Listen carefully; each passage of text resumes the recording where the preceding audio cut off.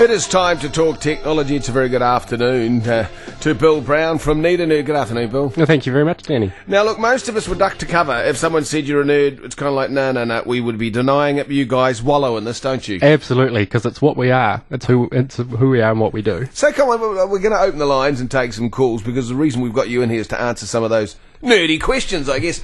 but in terms of what qualifies someone to be part of Need a Nerd? Oh, great. Well, you need to be fun. You need to be a very approachable and personable person. The attitude's very important.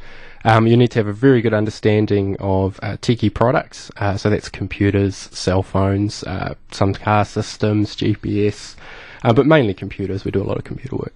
The classic example for me, you go into a store that is selling computers, they're selling stereos, they've got all the electronic stuff, and a sales rep comes up to you, yep.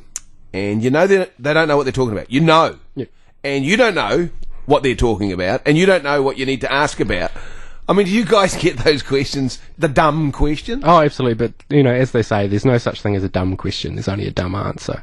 And technology is quite a large area. It's very hard to keep up with in some ways. And that's what we're there for, to help people out. Okay, I'll start. We're going to open the lines. The number's 0800 80 1080. Bill's here to answer your questions. So if you think you need a nerd, you call us now on a Tech Tuesday at News Talk ZB, 0800 80 1080. Most of us, there was a technology change. Everything went wireless. Mm-hmm. So we've got all the old stereos and the television and the remotes and everything's hanging around the house. Yep. How hard is it for Joe Average to sort of match everything up and then set up a wireless network in your home? It's not very difficult. You need to be a methodical person. The important thing about wireless is to secure it.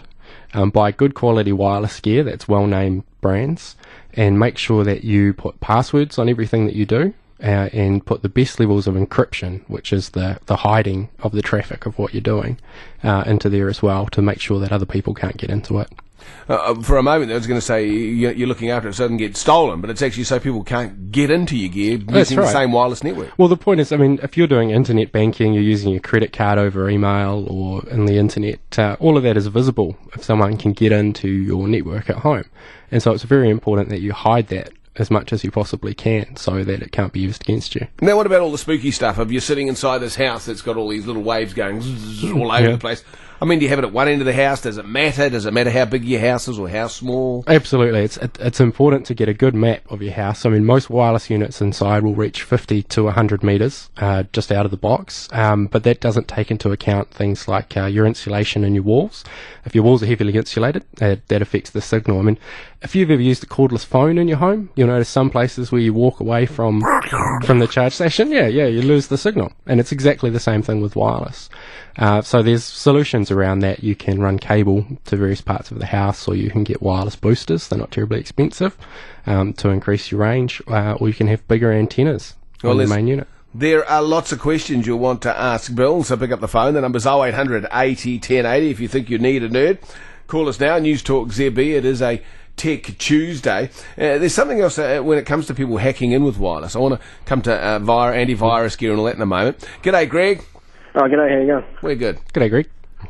Hey, I'm just wondering about these new LED TVs as opposed to the LCD. Yep. What's the difference? As I understand it, the big thing with LED TVs is partly the picture quality. They're quite similar. LEDs have got a slight edge.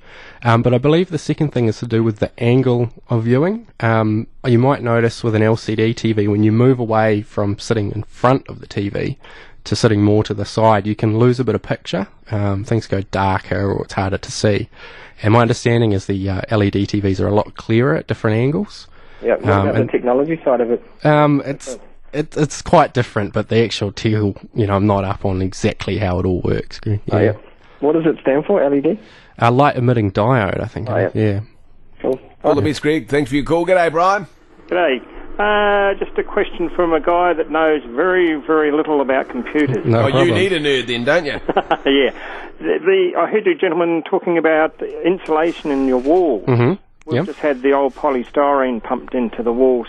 Yep. And my computer now takes longer to kick in. Do you think that's anything to do with it? I wouldn't think that would be related, to be honest.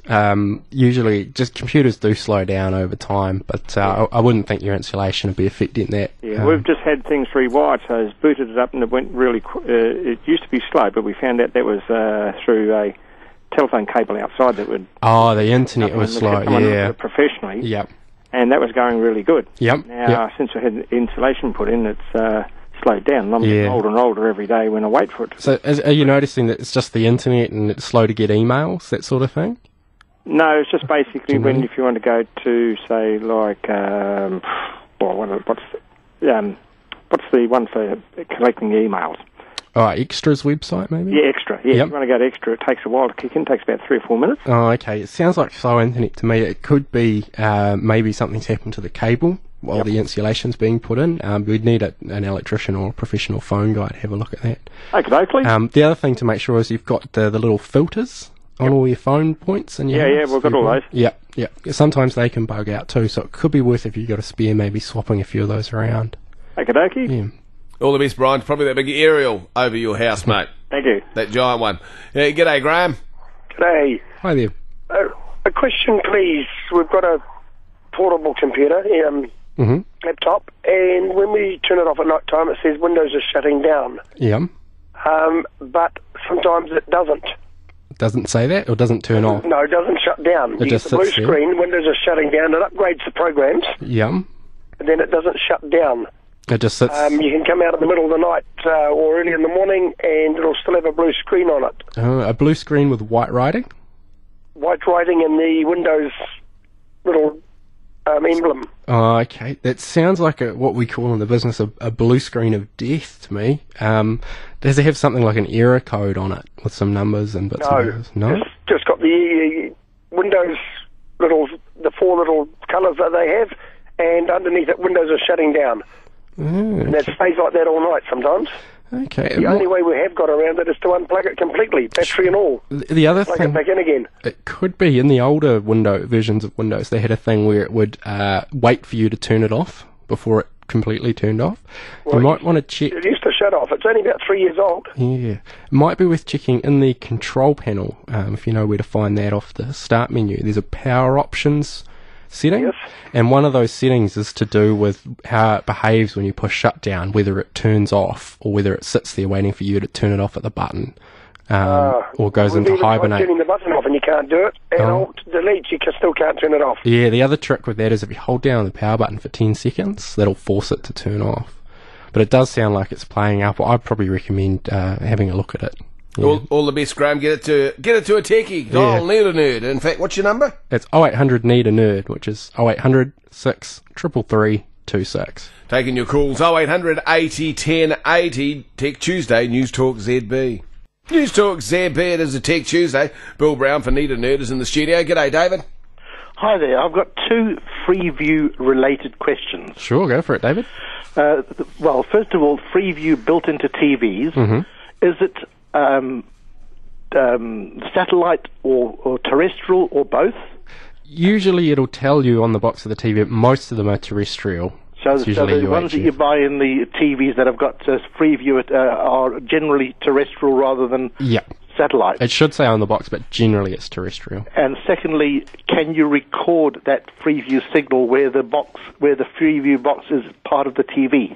You can, but you essentially are doing the same thing you used to do with your VCR, and that's recording off the TV. So you might have a VCR, DVD, or hard drive recorder, but you're recording off the TV signal, so you can't schedule your series recordings, your individual shows and times. That's where an outside box is. So having the Freeview as part of the TV could be a disadvantage. If you're into recording, yes, it could be. Okay, thank you very much. No problem.